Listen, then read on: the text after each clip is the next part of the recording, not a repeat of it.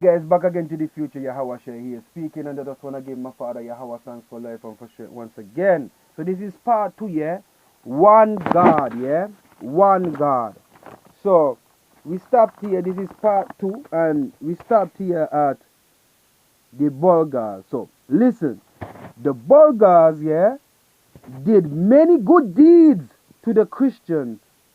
So, Romans, Byzantines, Trump, Putin, them, yeah? And the Christians forgot, but God watches. So it seems possible that at least a part of the Bulgars might have developed or adopted a monotheistic or at least henotheistic cult which would have been different from Christianity. On the other hand, Konomos, a Byzantine in the court of Silakia is just some kind of funny words coming out. Omorotag suggests a different picture, and these various gods that you worship, I consider them to be true demons. And if you point me to the sun and the moon and make me wonder at their magnificence, I do wonder, but I consider them creations, servants, subordinate, not only to God, but also to us, the people. And if you praise the sun and the moon as your gods, I wonder at their actual significance.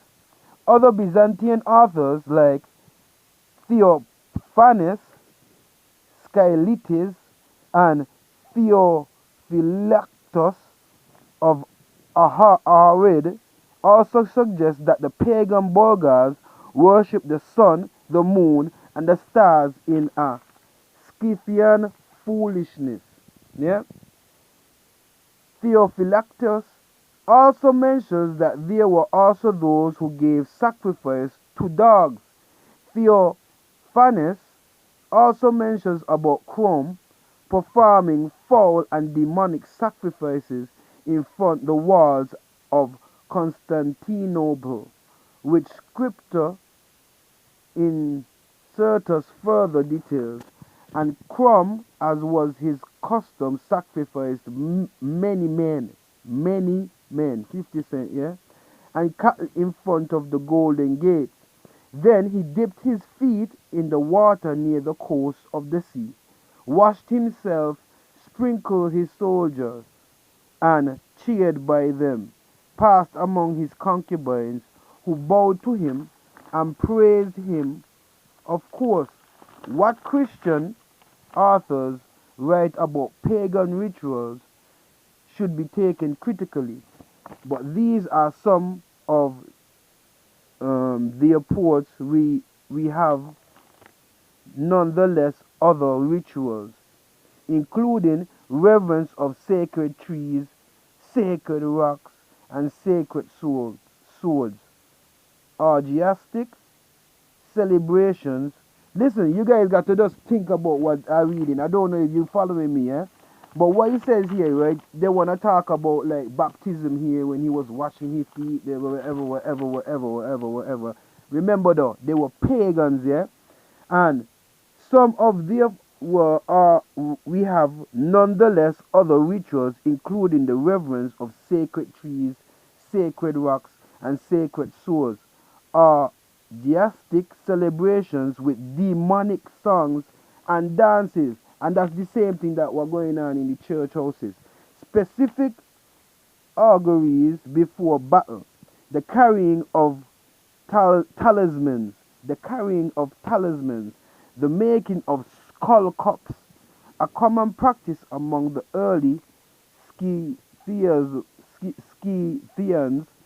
though some scholars have gone as far as linking this with the Native American orenda and various superstitions. Yeah, superstitions, yeah, because the Native American people wasn't putting skulls and they wasn't doing all of that shit.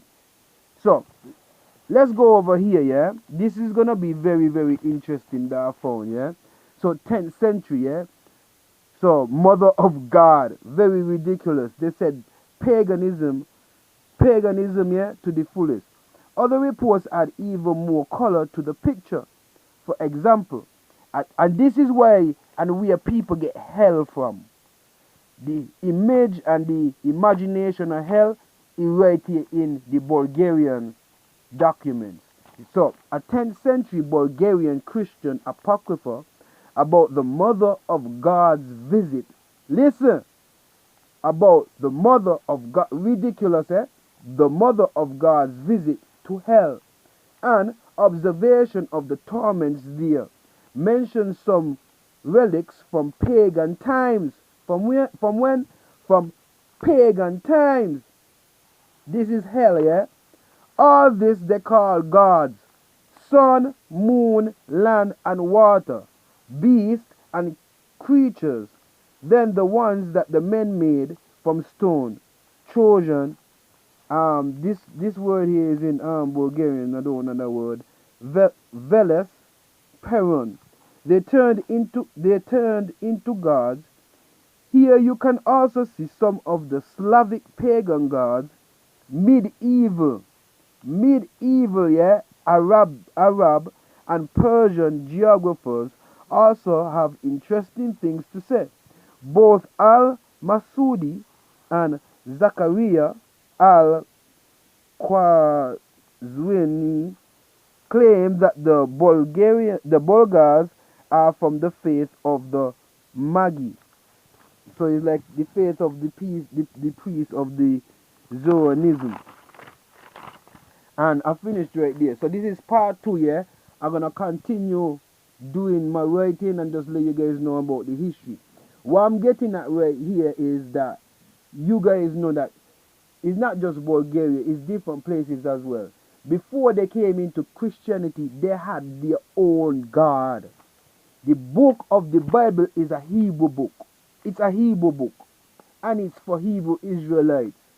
We have the same part. We haven't had any other different God from since we went and go off into going and serving other different gods. Just remember that. So Bulgaria had people, they had people who were serving paganism, and they had people who were converted to Christianity. Anyway, Shalom. This is part 2.